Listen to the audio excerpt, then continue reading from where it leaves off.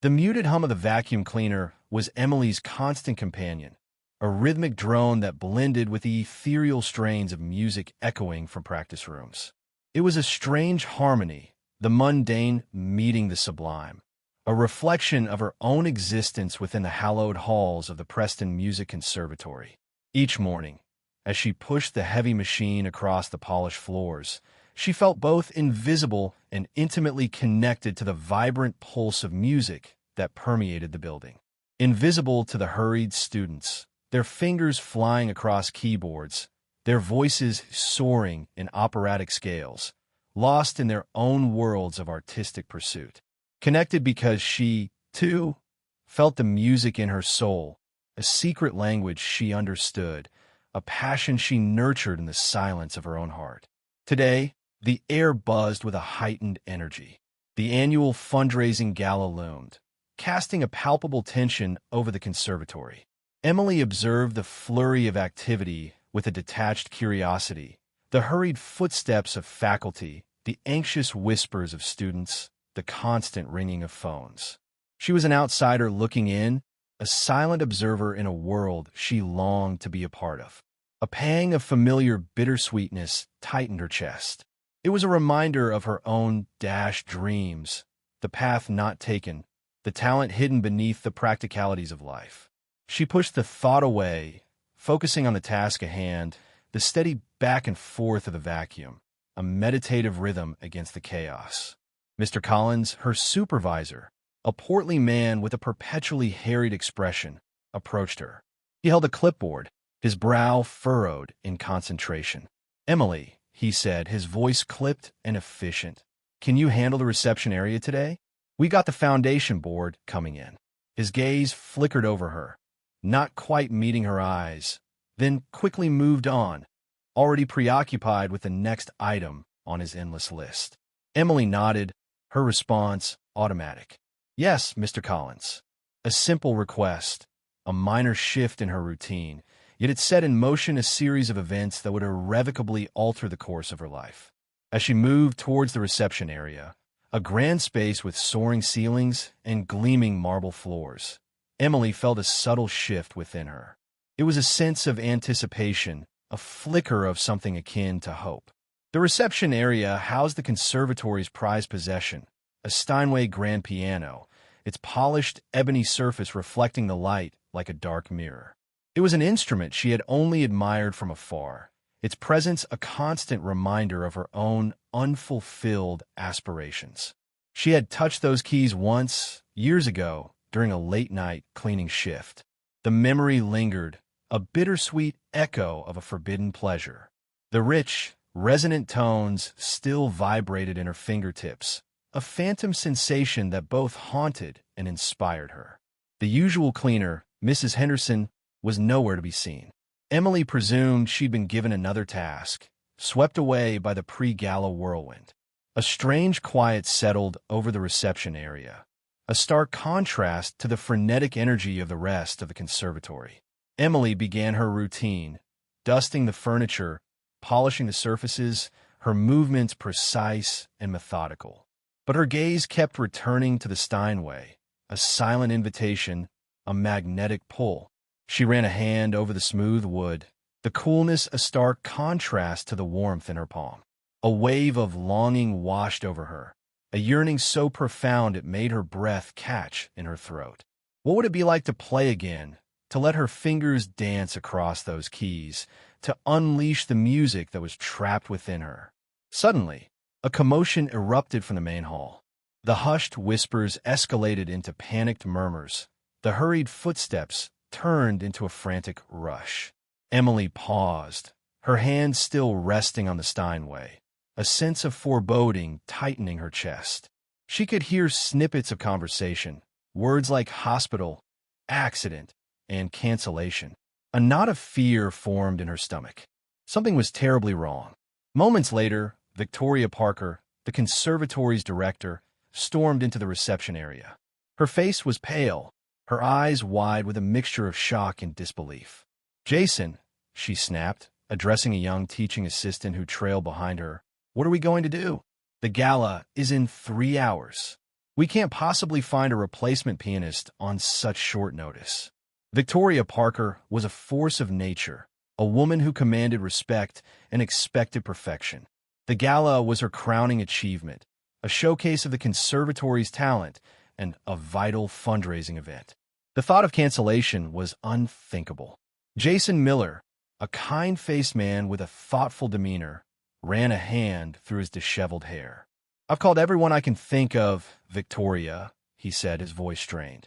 "No one is available on such short notice. This is a disaster." He caught sight of Emily, her hand still resting on the Steinway, a flicker of an idea crossing his face. "Wait," he said, his voice tinged with a sudden urgency. Emily plays, doesn't she?" Emily's heart leaped in her throat. She had never spoken to Jason Miller directly, their interactions limited to polite nods in the hallway. Yet somehow he knew. He had seen the longing in her eyes, the subtle way she lingered near the piano, the unspoken passion that radiated from her. Victoria Parker turned her sharp gaze towards Emily. For the first time, she truly saw her, not just as a nameless janitor, but as a person. Her expression was a mixture of surprise and skepticism. "You play?" she asked, her voice laced with a hint of disbelief. Emily's mind raced. This was it, the moment she had both dreamed of and dreaded. To reveal her secret, to expose herself to the judgment of those she had silently admired for so long. A wave of fear washed over her, threatening to paralyze her. But beneath the fear, a spark of defiance ignited. This was her chance, a chance to reclaim a part of herself she had long buried. She took a deep breath, her hand tightening on the cool wood of the Steinway. "Yes," she said, her voice barely a whisper, but firm. "I play." The muted clatter of teacups and the forced pleasantries of the conservatory staff echoed around Emily, a discordant symphony against the backdrop of her own quiet despair. She stood near the edge of the opulent reception area, a shadow amongst the brightly dressed patrons, clutching a tray of half-eaten canapés. The scent of lilies, overpowering and artificial, mingled with the faint metallic tang of cleaning solution clinging to her hands, a constant reminder of her place in this world of polished mahogany and soaring melodies. Her gaze, however, was drawn to something far more captivating: the Steinway grand piano, positioned like a dark, gleaming jewel in the center of the stage. It sat bathed in the soft glow of the afternoon sun filtering through the arched windows, its polished surface reflecting the light like a beckoning promise. A whisper of longing crossed her face, barely perceptible beneath the carefully neutral mask she wore each day. Her fingers, rough and calloused from years of scrubbing floors and polishing brass, twitched involuntarily, as if tracing phantom chords on an invisible keyboard. The image of the Steinway sparked a flicker of something buried deep within her memory, sharp and bittersweet, of another time, another life. A life where those keys weren't forbidden fruit. Her mind drifted back to the dimly lit practice rooms of her youth, the worn velvet of the piano bench beneath her thighs, the comforting weight of the keys beneath her fingers. Back then, the music hadn't been a distant echo, but a vibrant current flowing through her veins, a language she spoke with effortless fluency. The memory of her younger self, brimming with passion and ambition, brought a sharp pang of regret. So foolish, so naive. She believed, with the unwavering certainty of youth, that her talent was enough, that it would carry her through, that it would protect her. But life, as she'd learned the hard way, had other plans. The weight of responsibilities, the crushing burden of family expectations, and the cold reality of financial struggles had slowly suffocated her dreams, note by note. Each compromise, each sacrifice, had chipped away at her resolve until only a hollow shell remained. Now, she was a ghost in her own life, haunting the halls of a world she once belonged to, a world that now felt impossibly distant. The forced cheerfulness of Victoria Parker, the conservatory's director, grated on her ears, pulling her back to the present. Everything must be perfect, absolutely perfect. Victoria's voice, sharp and insistent, cut through the air. The chairman of the foundation board will be here any minute. This gala is crucial for our funding. No mistakes. Emily watched as Victoria fussed over the floral arrangements, adjusting a single errant lily with a precision that bordered on obsessive perfection. The word echoed in Emily's mind, laced with irony. What did perfection mean in a world where dreams were swept under the rug like dust bunnies, where talent went unnoticed and unappreciated? Samantha Reed, a piano instructor with a reputation for both her skill and her cutting remarks, sauntered into the reception area, her heels clicking against the marble floor. She caught Emily's eye, and a condescending smile played on her lips. Still admiring the Steinway, Emily? Don't tell me you're fantasizing about playing it. Wouldn't want you to smudge the keys with your cleaning fluids.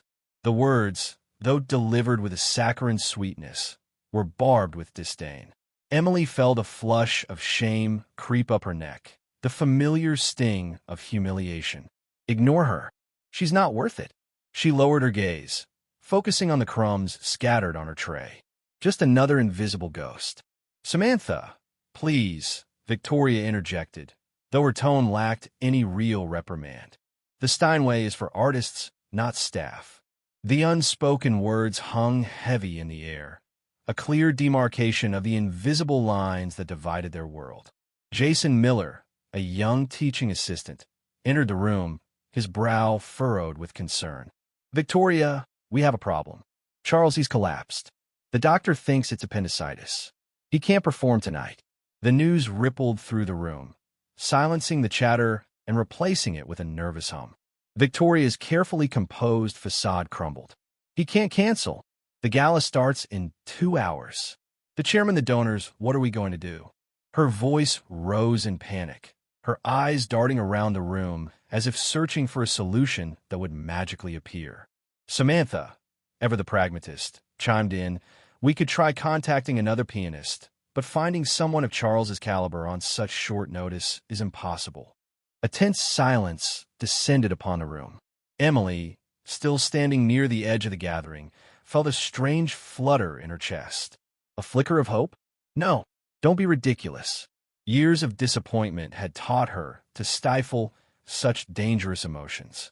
Jason's gaze fell upon Emily, a thoughtful expression on his face. The afternoon sun, fractured by the conservatory's towering arched windows, cast elongated streaks across the polished marble floor.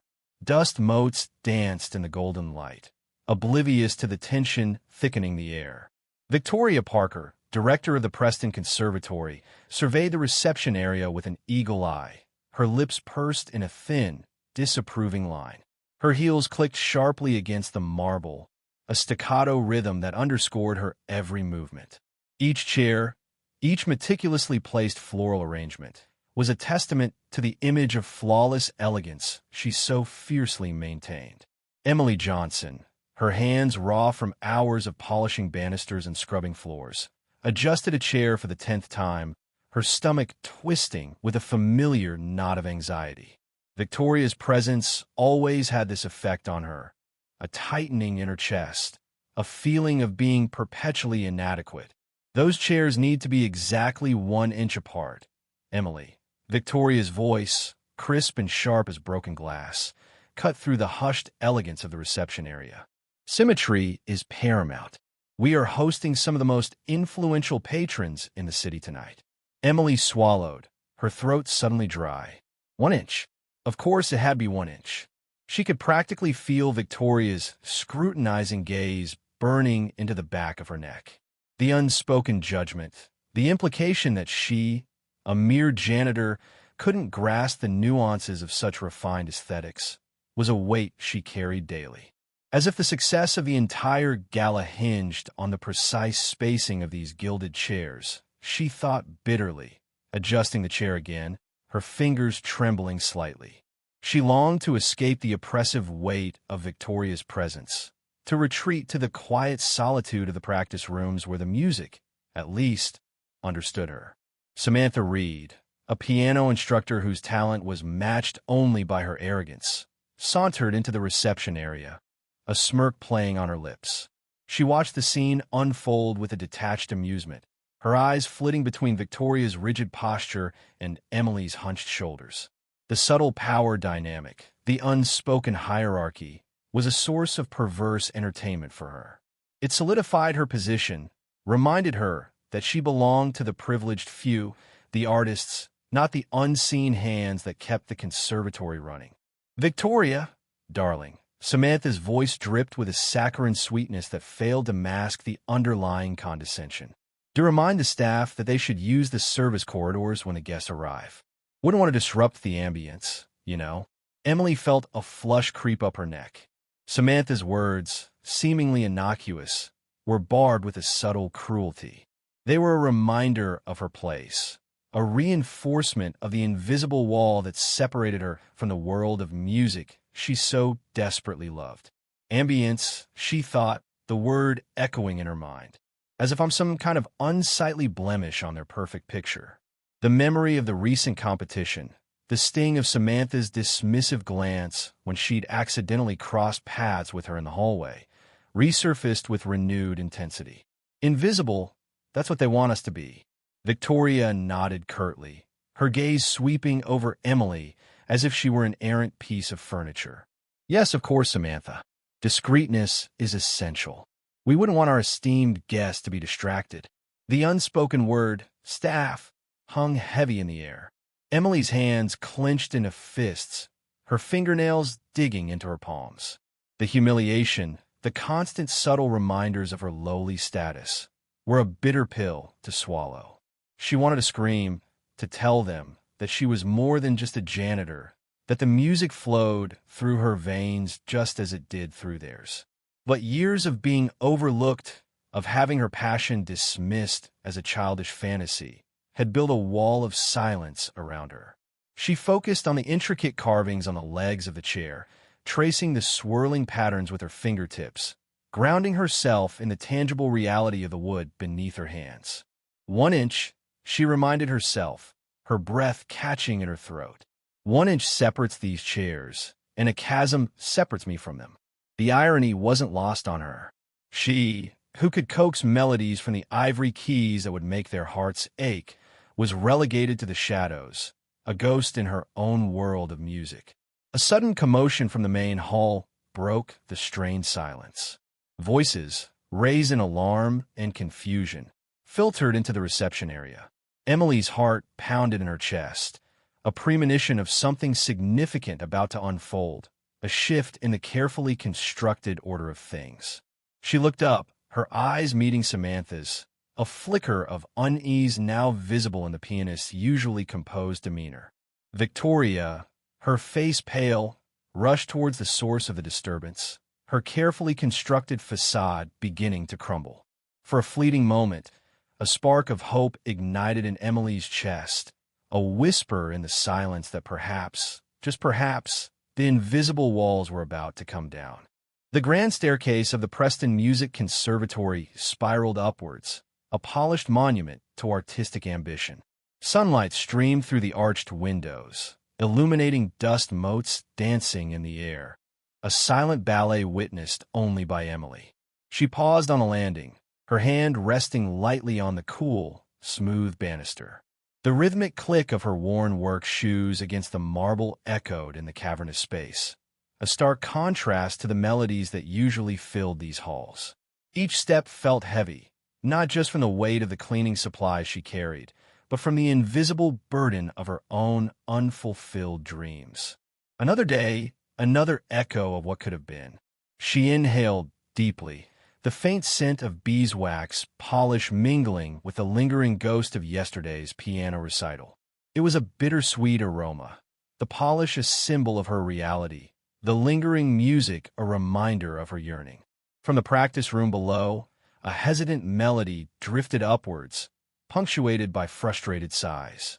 A young student, no older than 16, wrestled with a particularly challenging passage. Emily recognized the piece, Chopin's Etude Op. 10, No. 1. She'd spent countless hours in her cramped apartment, her fingers dancing over the keys of her battered upright piano, mastering its cascading arpeggios. That wavering tempo, That tension in the right hand, Emily unconsciously mirrored the student's struggle, her fingers twitching against the handle of her mop bucket. It was a physical echo of the empathy resonating within her. The girl's frustration was palpable, a familiar ache Emily knew all too well. An almost involuntary impulse propelled her down a few steps. Just a small suggestion, perhaps? The words formed silently in her mind, a whisper against the wall of her ingrained reticence. Try releasing your wrist more on the arpeggios, she offered softly, her voice barely audible above the student's faltering attempts. A brief silence hung in the air, thick with unspoken expectation. The music stopped abruptly. The young pianist looked up, her face a mixture of surprise and a flicker of hope. Before the girl could respond, a sharp voice cut through the air. "Emily, what are you doing here?" Samantha Reed, her arms crossed and a condescending smile playing on her lips, descended the staircase. Each click of her high heels on the marble seemed designed to amplify her authority. Emily recoiled inwardly, the small spark of courage she'd mustered extinguished by the icy tone. Emily stammered, the mop bucket suddenly feeling incredibly heavy. Shame, hot and prickly, crept up her neck. Why did I even open my mouth? Samantha's gaze flickered dismissively over Emily's uniform. "I'm sorry, Your expertise as a janitor qualified you to comment on piano technique." The words dripped with sarcasm, each syllable a tiny, pointed icicle. The young student, caught in the crossfire, quickly averted her gaze, her cheeks flushed with embarrassment. Emily's throat tightened. "The unspoken words I've played that piece 1,000 times. I know it inside and out clawed at her throat, but remained trapped behind a wall of ingrained self-doubt. Years of being invisible, of being relegated to the periphery, had conditioned her to silence. She swallowed the bitter taste of humiliation. "No, ma'am," she mumbled, her gaze fixed on the worn patterns in the marble floor. The weight of Samantha's disdain pressed down on her, a familiar burden. "It's just the way things are." "Good," Samantha said curtly, her tone softening slightly as she turned to the student. "Now, Amelia, let's try that passage again. Remember what I told you about maintaining a consistent tempo." Her voice, now laced with professional encouragement, was a stark contrast to the sharp dismissal Emily had received. Emily retreated back up the stairs, the rhythmic click of her shoes a hollow counterpoint to the renewed melody drifting from the practice room. The sunlight, once a source of warmth, now felt like a spotlight exposing her vulnerability. Each step was a retreat, not just from Samantha's condescending gaze, but from the painful reminder of her own buried aspirations. "Stay in your place, Emily. Don't overstep." The internal mantra, a bitter echo of past disappointments, reverberated through her mind. The scent of beeswax polish, once a neutral aroma, now carried the faint tang of resentment.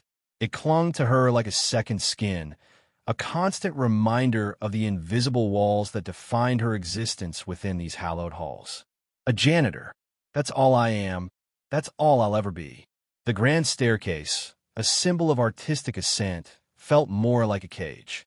Each polished curve, each elegant detail, mocked her silent longing. The dust motes, dancing in the sunlight, seemed to taunt her with their freedom, their effortless grace. She reached the top landing, her hand still gripping the smooth banister. The coolness of the marble a stark contrast to the burning shame that coursed through her veins. "Just keep cleaning, Emily. Just keep cleaning." The repetitive thought, a desperate attempt to regain control, echoed in the hollow chambers of her heart. The music from the practice room faded, replaced by the rhythmic swish of her mop against the polished floor, a monotonous soundtrack to a life lived in the shadows. The air in the Preston Conservatory's grand reception area, usually vibrant with the melodic ghosts of past performances, crackled with a different kind of energy. Crystal chandeliers cast a brittle, anxious light on the hurried preparations for the annual fundraising gala. The scent of lilies, meant to evoke elegance, felt suffocating, mingling with the sharp tang of fear. Samantha Reed, her usually impeccable posture slightly askew, clutched her phone like a lifeline, her voice a strained whisper. What do you mean she's in the hospital? Olivia can't perform. She's in the emergency room. Each word echoed in the sudden hush, bouncing off the marble floors and ornate pillars, each syllable a hammer blow against the carefully constructed edifice of the evening.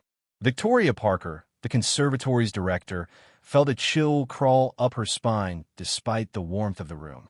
Her meticulously planned evening, the culmination of months of tireless work, was crumbling before her eyes. The image of Olivia, their star pianist, pale and incapacitated, flashed through her mind. Food poisoning, the doctor had said. A ridiculous, almost comical reason for such a catastrophe. Food poisoning? Victoria repeated, her voice tight, each word a testament to her iron control. Inwardly, a storm raged. The gala, the donations, the reputation of the conservatory, everything hung in the balance. She could feel the weight of 100 expectant gazes, the unspoken pressure of maintaining the flawless facade she had so carefully cultivated. Samantha's frantic pacing mirrored Victoria's internal turmoil. I've called everyone Victoria. Every pianist we know is either booked or out of town. The gala starts in 3 hours. What are we going to do? Samantha's normally sharp, confident voice was laced with a desperate plea, a rare vulnerability that Victoria found unsettling. It exposed the fragility beneath the polished surface, a fragility Victoria herself fought to keep hidden. Across the room, Emily Johnson, unnoticed amidst the escalating chaos, continued her meticulous cleaning. The rhythmic swish of her mop against the polished floor was a small, steady beat against the rising tide of panic. She observed the scene unfold, her heart a quiet drum against her ribs.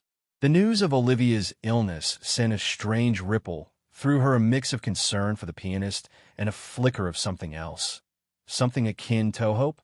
She quickly pushed the thought away, burying it beneath layers of self-deprecation. What was she thinking? A janitor dreaming of filling the shoes of a renowned pianist? The idea was absurd, almost laughable. Yet, the melody of Chopin's Nocturne No. 2, the piece Olivia was meant to play, echoed in her mind, each note a bittersweet reminder of her own stifled passion.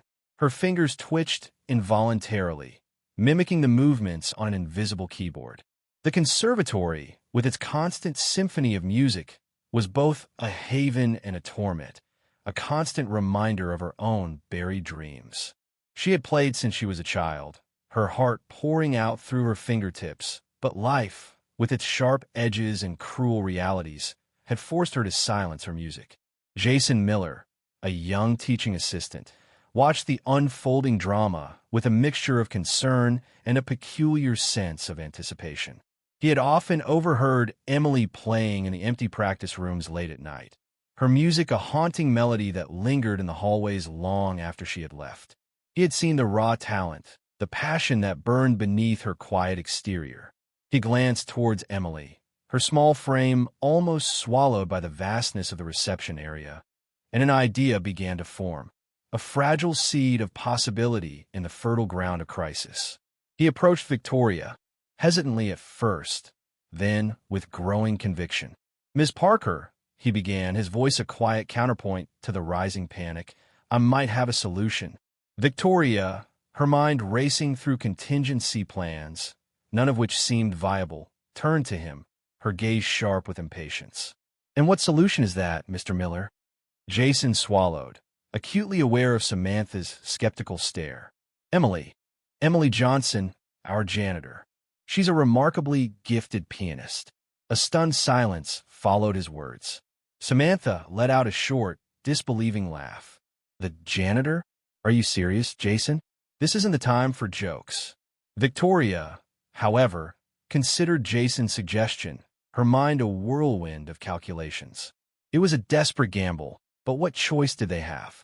She studied Emily, truly seeing her for the first time.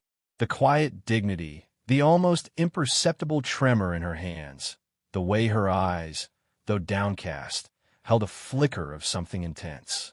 "Emily," Victoria said, her voice regaining its usual composure, masking the turmoil beneath. can you play?"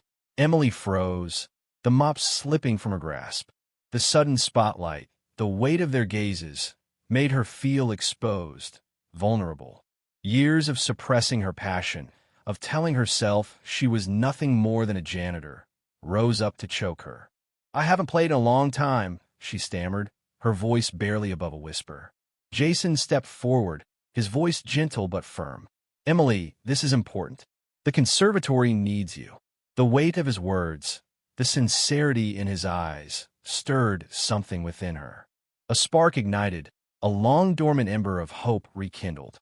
She looked at Victoria, at Samantha, at the opulent reception area waiting for its music, and a strange calm settled over her. The fear remained, a tight knot in her stomach, but something else had surfaced, something stronger, the unwavering pull of her lifelong passion. She took a deep breath, her shoulders straightening almost imperceptibly. "What piece?" she asked, her voice still quiet, yet carrying a newfound strength. Victoria's lips curved into a small, almost imperceptible smile. "Chopin's Nocturne No. 2. The air in the Preston Conservatory's grand reception area, usually vibrant with the melody of aspiring musicians, crackled with a nervous energy. The scent of lilies, strategically placed to impress the arriving benefactors, did little to mask the underlying tension. Victoria Parker, the conservatory's director, paced like a caged tigress, her heels clicking sharply against the polished marble floor. The gala, the culmination of months of meticulous planning, was just hours away, and their star pianist, Julian Frost, had succumbed to a sudden, violent flu. Her carefully constructed world, built on a foundation of flawless performances and generous donations, threatened to crumble. Each tick of the grandfather clock in the corner felt like a hammer blow against her composure. "Think, Victoria, think. There has to be a solution." Her internal monologue was a frantic scramble for alternatives, each more improbable than the last. Samantha Reed, a piano instructor with a reputation for both her skill and her sharp tongue, watched Victoria's distress with a mixture of concern and thinly veiled satisfaction. She'd always chafed under Victoria's demanding leadership, and Julian's absence, while unfortunate, presented a strange sense of vindication. It exposed the fragility of Victoria's meticulously planned world. "Perhaps this will finally teach her a lesson about putting all her eggs in one basket," she thought, smoothing down her elegant silk dress. Jason Miller, a quiet teaching assistant, observed the scene with a growing unease. He understood the weight of the situation, the potential repercussions for the conservatory's future. He'd noticed Emily Johnson, the conservatory's janitor, lingering near the doorway, her usual quiet demeanor tinged with a strange apprehension. He'd often heard her playing late at night, haunting melodies that spoke of a talent far exceeding her humble position. A risky idea began to form in his mind, a desperate gamble in a desperate situation. He cleared his throat, drawing Victoria's attention. "Mrs. Parker," he began, his voice barely above a whisper. "If I might make a suggestion—" He hesitated, the weight of the room's expectant silence pressing down on him. He knew what he was about to suggest was audacious, bordering on ludicrous. But the image of Emily's nimble fingers dancing across the keys, the raw emotion in her music, pushed him forward. Victoria stopped pacing, her gaze sharp and impatient.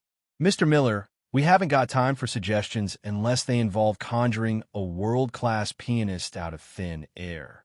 The tremor in her voice betrayed her desperation. Jason took a deep breath. "I'm suggesting Emily," he said, his voice gaining a sliver of confidence. He gestured subtly towards the doorway where Emily stood, half hidden in the shadows.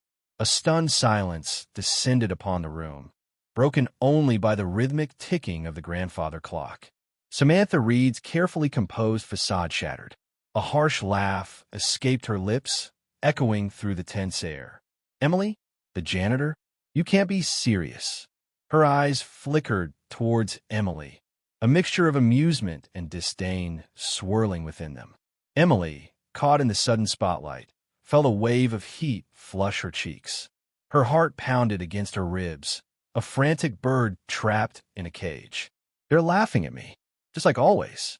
A familiar wave of shame washed over her, a chilling reminder of past humiliations, of dreams deferred and opportunities lost. Victoria, however, didn't join in the laughter. Her mind, a whirlwind of calculations, was already assessing the feasibility of this improbable solution. She studied Emily, her gaze sharp and assessing, stripping away the layers of anonymity, the uniform, the quiet demeanor. She recalled snippets of conversations, whispers amongst the staff about Emily's late-night playing, dismissed at the time as mere gossip. Desperate times, she swallowed her pride, the bitter taste of it clinging to her throat. "Emily," she said, her voice surprisingly steady, "can you play?" The question hung in the air, a lifeline thrown into the abyss of Emily's insecurities. Emily's breath hitched. The sudden shift in attention, from ridicule to expectation, was disorienting. Her hands instinctively clenched, the phantom feel of ivory keys beneath her fingertips. Years of suppressed desires, of silent practice sessions in the empty halls of the conservatory, flooded her consciousness. The fear of exposure warred with the burning ember of a lifelong dream. "Can I play? Can I breathe?" The questions echoed in her mind, a desperate plea for courage. She looked at Victoria, then at Samantha, her face a canvas of conflicting emotions. The years of invisibility, of being relegated to the periphery, fueled a sudden surge of defiance. She remembered the countless hours she had poured into perfecting her craft, the solace she found in the music, the secret world she had built within the walls of this very conservatory. A quiet strength, born from years of hidden passion, began to unfurl within her. "Yes," she finally answered, her voice barely a whisper, yet carrying the weight of a lifetime of unspoken dreams. The single word reverberated through the room, silencing the lingering laughter, the nervous whispers, the ticking clock. It was a declaration, a challenge, a turning point. Victoria Parker, a woman accustomed to being in control, felt a strange shift in the power dynamic. The janitor, the silent observer, the unseen hand that kept the conservatory running smoothly, was now holding the fate of the gala, the reputation of the conservatory, in her hands. A flicker of something akin to respect, perhaps even admiration, crossed her face. "Then play, Emily," she commanded, her voice laced with a newfound urgency. "Play for all of us." The weight of expectation settled upon Emily's shoulders, heavy yet strangely exhilarating. It was a weight she had carried in secret for years, a weight she was finally ready to share with the world. The conservatory, once a place of quiet servitude, was about to become her stage, and she, the invisible janitor, was about to take center stage. The grand hall of the Preston Music Conservatory glittered under the weight of 1,000 expectations. Crystal chandeliers, their light refracting off polished marble floors, cast an almost ethereal glow upon the assembled patrons. The air, thick with the perfume of anticipation and expensive cologne, vibrated with hushed whispers, the clinking of champagne flutes, and the rustling of silk. Tonight, the conservatory's future rested upon the delicate balance of notes and the generosity of its benefactors. Emily, hidden in the shadows of the stage wings, felt the tremor of the floorboards beneath her worn-out sneakers. Her own heart, a trapped bird against her ribs, beat a frantic rhythm against the starched fabric of her janitor's uniform. It was a cruel irony, she thought, to be so close to the heart of the music, and yet so utterly removed. The whispers intensified, a ripple of unease spreading through the hall. News of the star pianist's sudden illness had reached the guests, casting a pall over the evening's proceedings. Victoria Parker, the conservatory's director, stood rigid at the podium, her smile strained, her eyes darting nervously towards the empty piano. Emily watched her, a familiar bitterness rising in her throat. Just hours ago, Victoria had dismissed Emily's hesitant offer of help with a curt wave and a condescending glance. "You're a janitor, Emily, not a performer," she had said, her voice laced with ice. The words echoed in Emily's mind, each syllable a tiny shard of glass. Samantha Reed, a piano instructor, stood beside Victoria, a smug look playing on her lips. Emily had overheard her earlier, mocking Emily's worn-out piano practice books hidden beneath cleaning supplies in the janitor's closet. The memory stung, a hot flush creeping up Emily's neck. She closed her eyes, the melody of Liszt's Hungarian Rhapsody No. 2 swirling in her mind, a bittersweet solace. This music, her sanctuary, now felt like a forbidden dream. A hand touched her arm, startling her. It was Jason Miller, a teaching assistant, his face etched with concern. "They're desperate, Emily," he whispered, his voice urgent. "They have no one else. You have to play." Emily recoiled, fear tightening its icy grip around her chest. "No," she breathed, shaking her head. "I can't." The thought of stepping onto that stage, of facing the judgmental gazes of these patrons, was paralyzing. "Emily," Jason's voice softened, "you have a gift. Don't let fear silence it."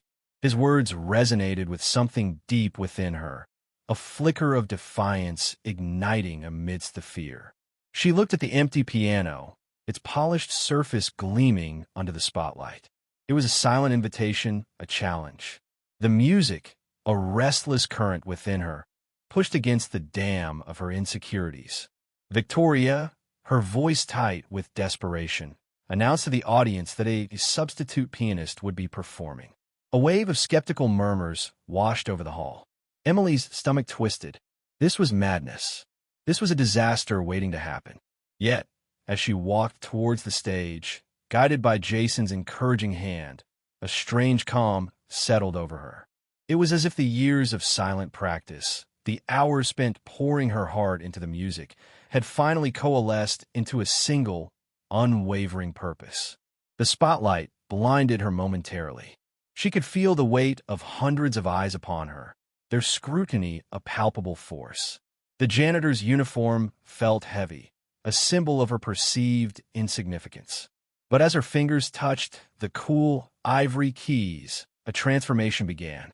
The world around her faded, replaced by the cascading notes of the Rhapsody. The opening chords, a low rumble of thunder, echoed through the hall, silencing the whispers.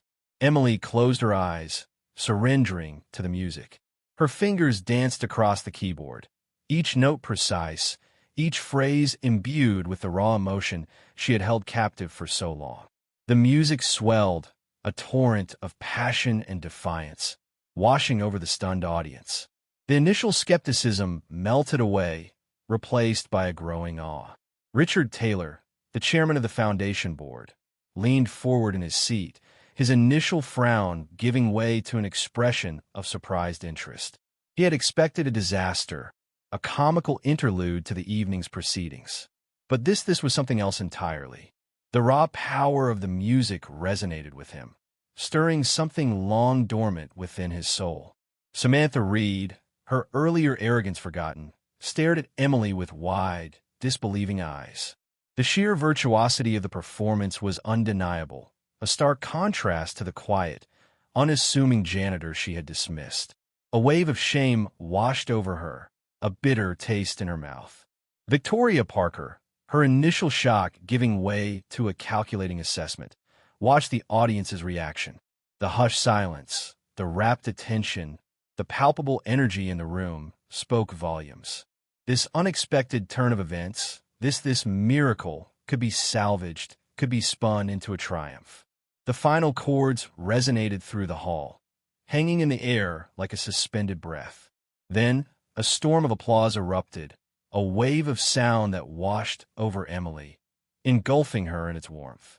She opened her eyes, blinking against the sudden light, the sudden shift in the atmosphere. The faces in the audience, once distant and judgmental, now held a mixture of admiration and wonder.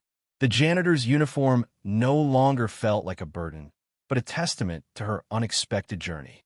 In that moment, Emily knew that her life had irrevocably changed. The music, her secret solace, had finally found its voice, and in doing so, had given voice to her as well. The echoes of the applause, the warmth of the spotlight, the weight of the silence that followed, were all a testament to the power of music, the power of hidden talent, and the power of a single, courageous act. The lingering resonance of the final chord still vibrated in the air, a phantom limb of the music that had just filled the grand hall. The applause, which had moments before been a thunderous wave, now ebbed and flowed in gentle ripples. Emily stood backstage, the borrowed gown feeling strangely heavy, a stark contrast to the lightness that filled her chest. The spotlight's heat still lingered on her skin, a ghost of the intense scrutiny she'd endured. It was over. She had played. Not just played, but played.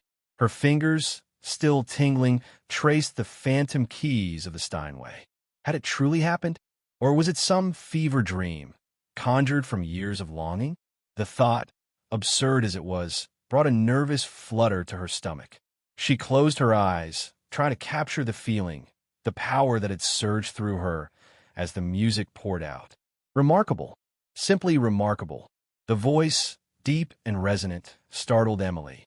She opened her eyes to see a distinguished man with silver hair and keen blue eyes approaching.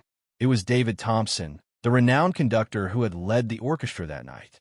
His presence, usually commanding and formidable, held a surprising gentleness as he looked at her. Emily felt a fresh wave of anxiety wash over her. Praise from him? It was unimaginable.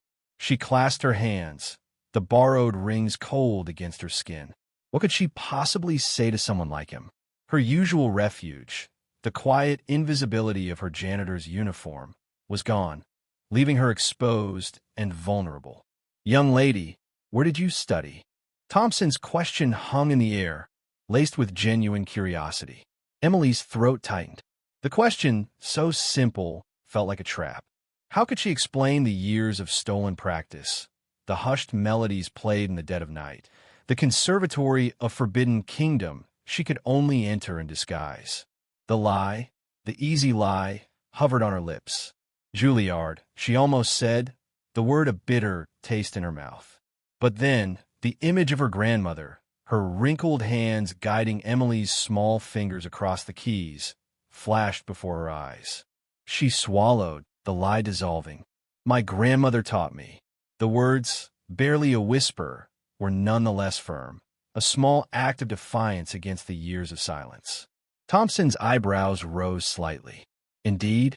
And your grandmother was—" "Eleanor Vance." The name, once a source of pride, now felt heavy with the weight of unfulfilled dreams. A flicker of recognition, then astonishment, crossed Thompson's face. "Eleanor Vance?"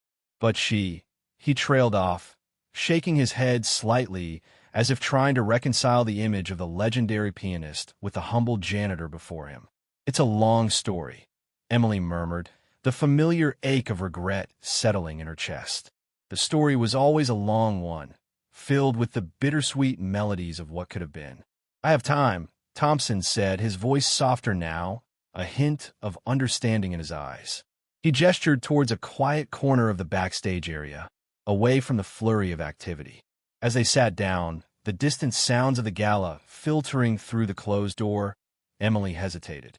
The story, her story, felt too personal, too raw to share with a stranger, even one as esteemed as David Thompson. But something in his gaze, a quiet empathy that she hadn't encountered in years, encouraged her to speak. "It's not a story," she began, her voice barely audible. "It's my life." And so, she told him everything. The early years filled with music, her grandmother's unwavering belief in her talent, the dreams of concert halls and standing ovations. Then the sudden tragedy, the accident that had taken her grandmother and shattered Emily's world. The crushing weight of grief, the financial struggles, the slow erosion of her dreams. The quiet acceptance of her fate as she took the job at the conservatory, a silent penance for a talent she felt she no longer deserved. She spoke of the stolen moments of practice, the hushed melodies in the empty halls, the bittersweet comfort of the music that was both her solace and her torment. Thompson listened intently, his blue eyes never leaving her face. He didn't interrupt, didn't offer platitudes. He simply listened, absorbing every word, every nuance of her story. Meanwhile, across the hall, Victoria Parker, the conservatory's director, was busy orchestrating a different narrative. She moved through the crowd of patrons with practiced grace, her smile fixed and dazzling. The unexpected turn of events, the janitor turned pianist, had initially thrown her. Panic, sharp and cold, had gripped her when the star pianist had collapsed. But now she saw an opportunity, a chance to spin the situation to her advantage. A wonderful example of our community outreach program, she declared, her voice ringing with carefully crafted sincerity. Ms. Johnson, a member of our dedicated staff, exemplifies the transformative power of music. She paused, allowing her words to sink in. We believe in nurturing talent wherever we find it, regardless of background. The lie, so smoothly delivered, hung in the air, shimmering like a soap bubble.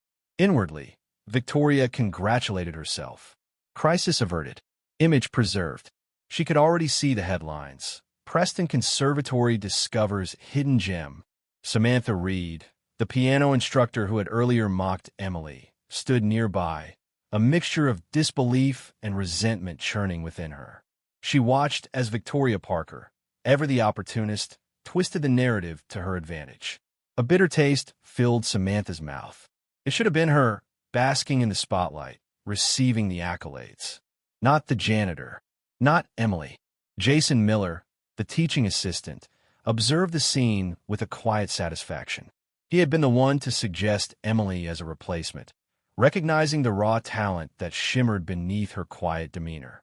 He had seen the flicker of fear in her eyes, the hesitation that almost held her back.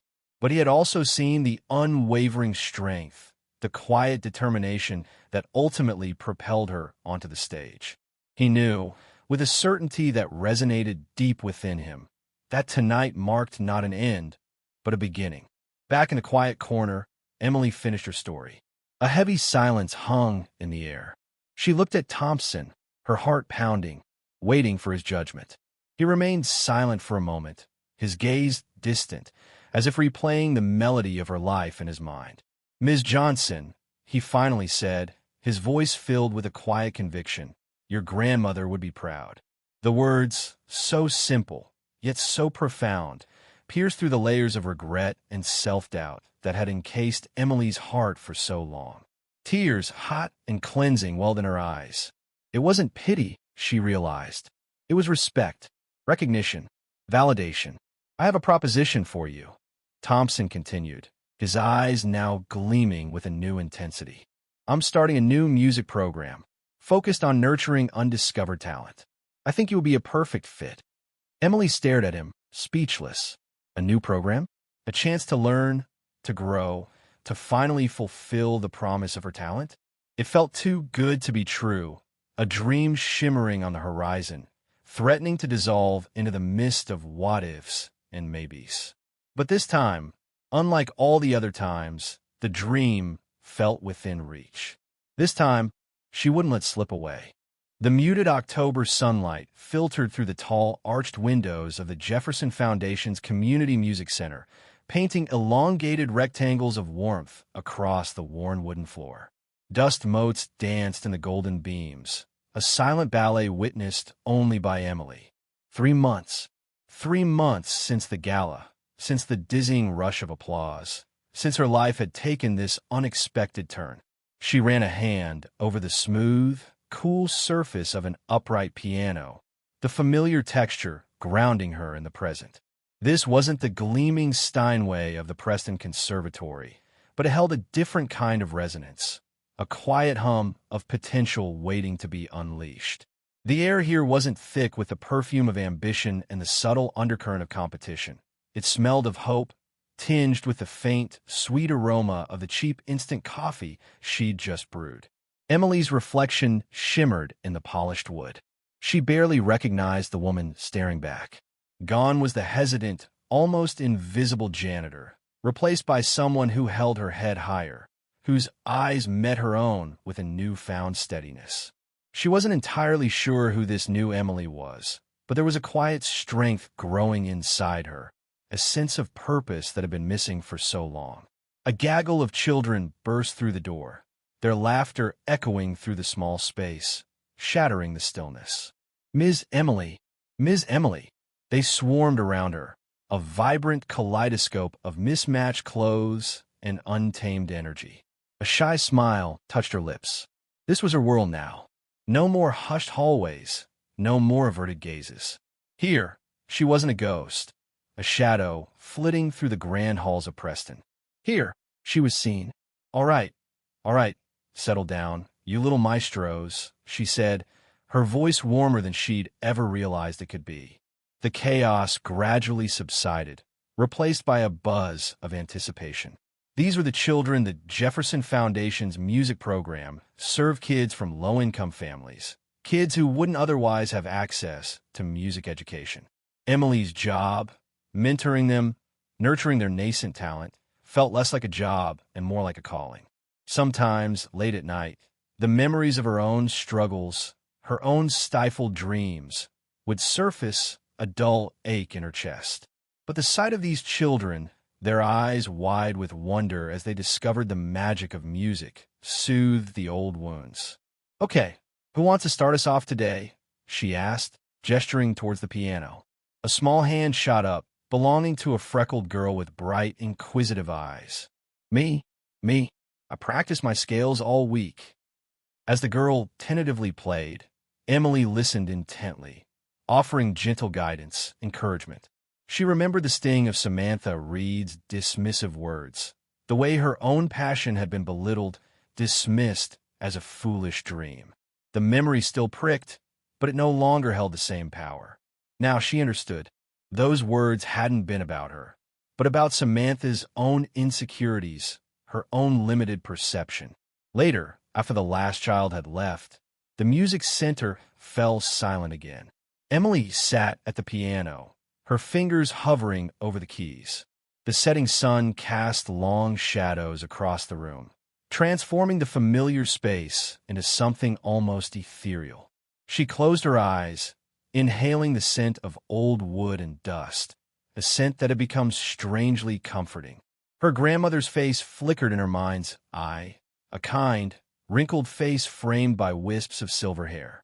"My grandmother used to say that music isn't about who you are to the world," she whispered, her voice barely audible. "It's about who you are when the world falls away." The words resonated deep within her, a truth she had finally come to understand. Her fingers touched the keys, and a melody began to unfold, a melancholic yet hopeful tune that seemed to rise from the depths of her soul. It wasn't a technically brilliant piece, not something that would impress the likes of Victoria Parker or the Preston Conservatory Board.